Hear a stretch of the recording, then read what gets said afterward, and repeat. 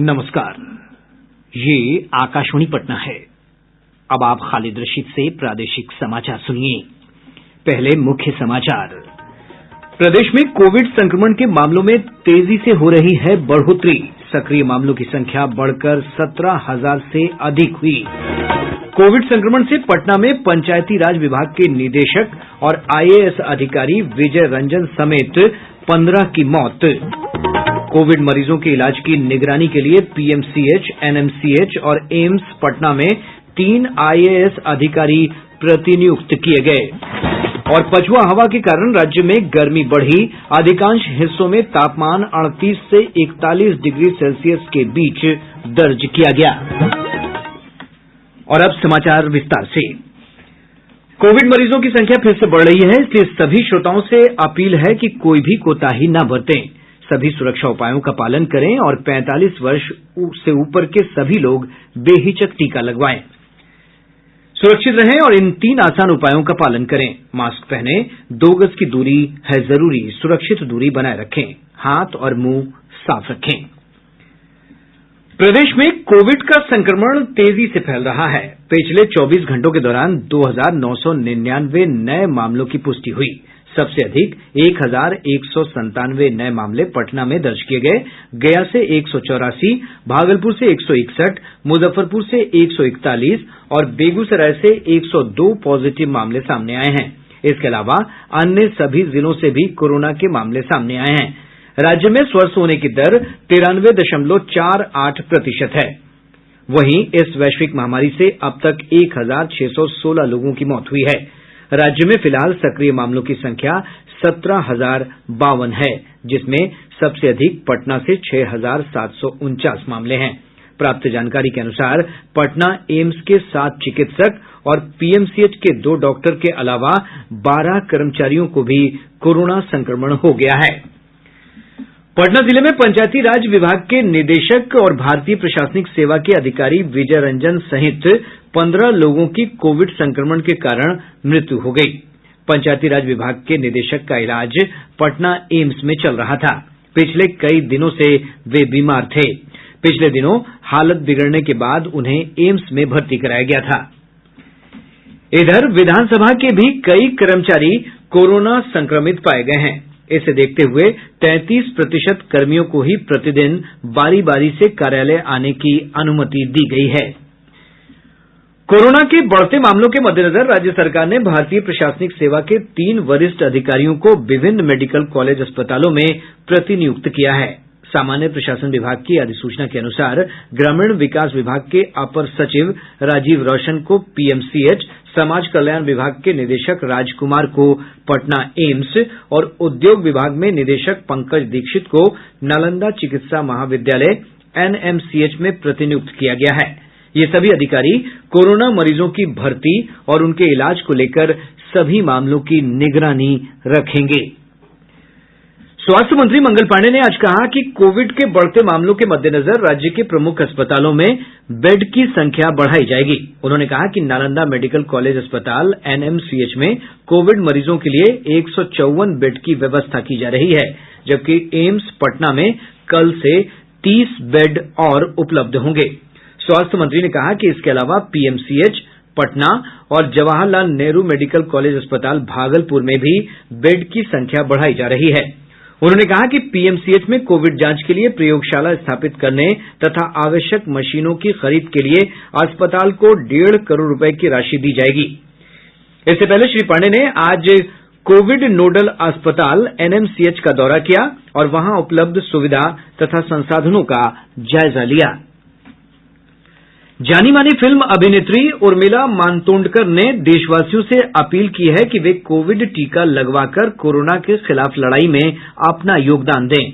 आज आकाशवाणी से विशेष बातचीत में उन्होंने कहा कि अपने परिवार वालों के साथ उन्होंने टीका लगवा लिया है और ये बिल्कुल सुरक्षित है।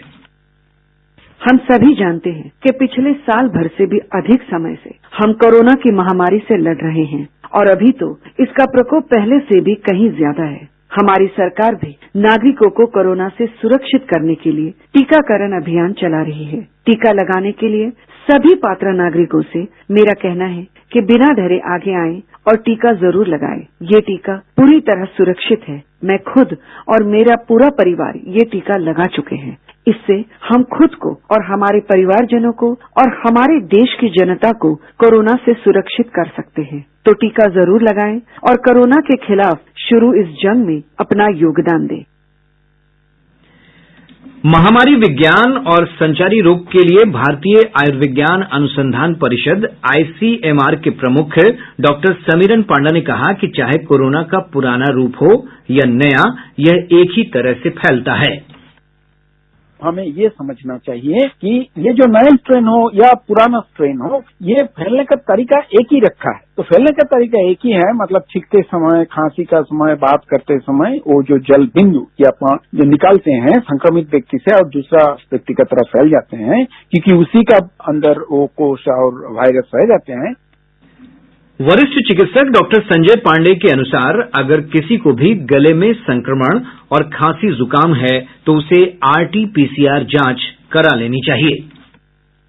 कोविड के सिम्टम सर्दी जुकाम से मिलते हुए होते हैं, जैसे गला में खराश, बुखार, इस तरह के सिम्टम अगर इस समय आते हैं तो कोविड की जांच करानी चाहिए। कोविड की जांच आप किसी भी सरकारी अस्पताल में करा सकते हैं या किसी प्राइवेट लैब में करा सकते हैं। कोविड की जांच रिपोर्ट 4 घंटे तक में मिल सकती है, लेकिन चूंकि अभी कोविड के केसेस ज्यादा हो रहे हैं तो 24 घंटे के अंदर जांच की रिपोर्ट यूजुअली मिल जाती है, लेकिन कई बार थोड़ा सा वक्त ज्यादा भी लग सकता है। कोविड की जांच आप किसी भी सरकारी अस्पताल या किसी भी प्राइवेट अस्पताल या प्राइवेट डायग्नोस्टिक सेंटर से करा सकते हैं। 2 तरह के टेस्ट है। पहला टेस्ट है रैट, जिसको रैपिड एंटीजन टेस्ट कहते हैं, लेकिन ज्यादा रिलायबल टेस्ट आरटी-पीसीआर है। आरटी-पीसीआर करने के भी कई तरीके होते हैं, तो अगर पेशेंट सिम्टोमेटिक है तो बेहतर है कि हम पहले आरटी-पीसीआर कर लें।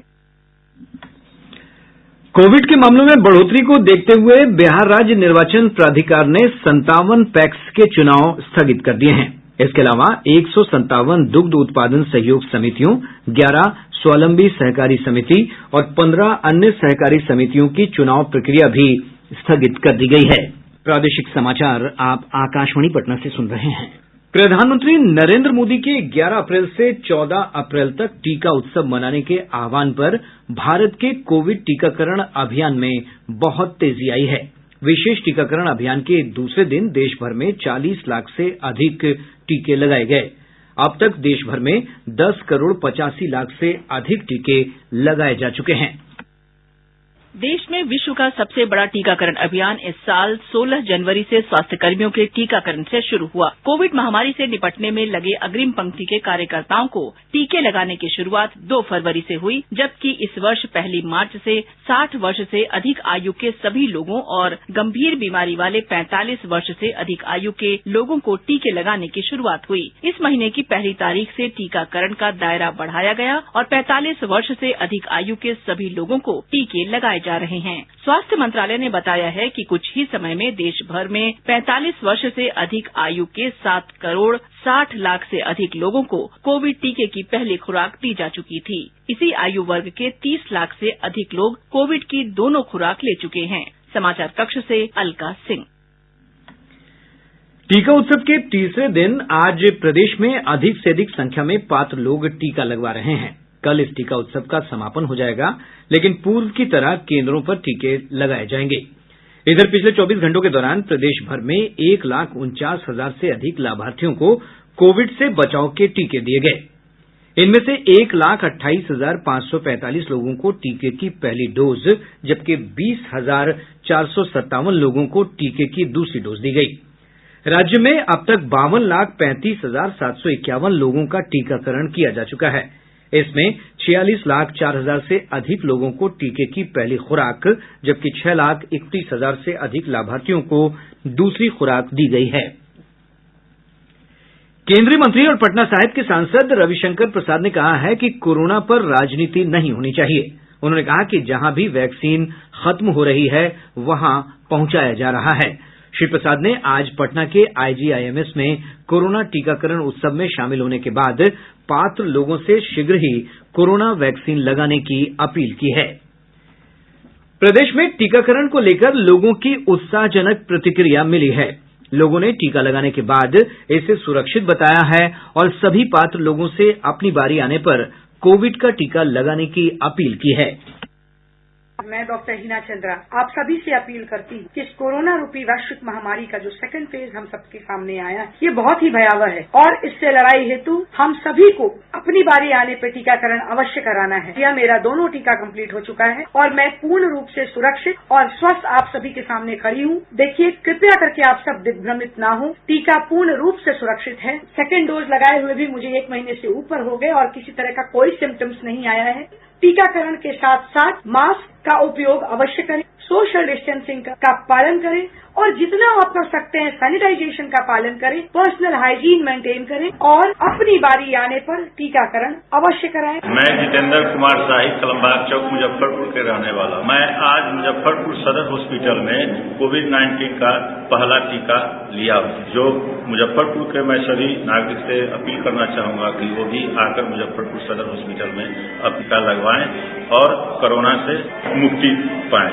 सुल्तानिया स्टेशन रोड खगड़िया निवासी हूँ और टीका उत्सव के उपलक्ष्य में मैंने कोविडशील्ड का टीका ले लिया है, जिसमें कहीं कोई घबराहट वाली बात नहीं और शुभारंभ से हुआ। लोग भ्रम फैला रहे हैं कि ऐसे होता वैसे होता है, लेकिन बहुत नॉर्मल टीका हर आदमी को लेना चाहिए। सेफ्टी के दृष्टिकोण से बहुत अच्छी है। रमजान का चांद देखे जाने के साथ ही पवित्र महीने की शुरुआत हो गई है। कल पहला रोजा रखा जाएगा। इस्लामिक कैलेंडर के अनुसार रमजान 9वां महीना है और इसका समापन ईद उल फित्र के साथ होता है। रमजान की शुरुआत के साथ ही बाजारों में रौनक बढ़ गई है। लोग सहरी और इफ्तार के लिए सामग्रियां खरीदने शाम 7 बजे से पहले तक बाजारों में नजर आए। राज्यपाल फागू चौहान और मुख्यमंत्री नीतीश कुमार ने रमजान का पवित्र महीना शुरू होने पर राज्यवासियों, विशेषकर मुस्लिम भाई बहनों को शुभकामनाएं दी हैं। नेता प्रतिपक्ष तेजस्वी प्रसाद यादव ने भी प्रदेशवासियों को पवित्र माह रमजान की शुभकामनाएं दी।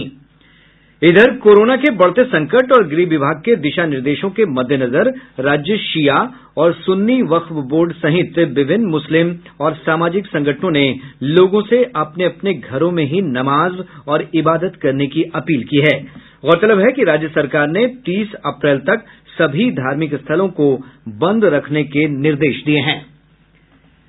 प्रदेश का मौसम शुष्क बना हुआ है। तेज पछुआ हवा के कारण तापमान में बढ़ोतरी हुई है। मौसम वैज्ञानिक अभिषेक प्रकाश ने बताया कि राज्य के अधिकांश हिस्सों में अधिकतम तापमान 38 डिग्री सेल्सियस से 41 डिग्री सेल्सियस के आसपास बना हुआ है। आज भागलपुर प्रदेश का सबसे गर्म स्थान रहा, जहां का अधिकतम तापमान 41.3 डिग्री सेल्सियस दर्ज किया गया।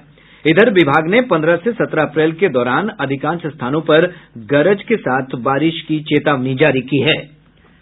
आज से भारतीय विक्रम नव संवत्सर 2078 शुरू हो गया है। वहीं चैत्र नवरात्र की भी आज से शुरुआत हो गई। आज देवी दुर्गा के शैलपुत्री स्वरूप की पूजा अर्चना की जा रही है। कोविड के चलते इस बार मंदिरों में आम लोगों के प्रवेश पर रोक लगा दी गई है। लोग अपने घरों में ही पूजा अर्चना कर रहे हैं। प्रधानमंत्री नरेंद्र मोदी ने देश भर में मनाए जा रहे चैत्र शुक्लादि, उगाडी, गुड़ी पड़वा, चेटीचंड, बैसाखी, वेशु, नवरे और साजिबू चेरोबा पर्वों पर देशवासियों को बधाई दी है। राज्यपाल फागू चौहान और मुख्यमंत्री नीतीश कुमार ने भी प्रदेशवासियों को विक्रम नव संवत्सर, वैशाखी और चैत्र नवरात्र की शुभकामनाएं दी हैं। और अब अंत में मुख्य समाचार एक बार फिर। प्रदेश में कोविड संक्रमण के मामलों में तेजी से हो रही है बढ़ोतरी। सक्रिय मामलों की संख्या बढ़कर 17,000 से अधिक हुई। कोविड संक्रमण से पटना में पंचायती राज विभाग के निदेशक और IAS अधिकारी विजय रंजन समेत 15 की मौत। कोविड मरीजों के इलाज की निगरानी के लिए PMCH, NMCH और एम्स पटना में 3 IAS अधिकारी प्रतिनियुक्त किए गए। और पछुआ हवा के कारण राज्य में गर्मी बढ़ी। अधिकांश हिस्सों में तापमान 38 से 41 डिग्री सेल्सियस के बीच दर्ज किया गया। इसके साथ ही आकाशवाणी पटना से प्रसारित प्रादेशिक समाचार का ये अंक समाप्त हुआ। कोविड-19 से बचाव और सुरक्षित रहने के 3 उपाय। मास्क लगाएं, 2 गज दूरी है जरूरी, सुरक्षित दूरी रखें, हाथ और मुंह साफ रखें।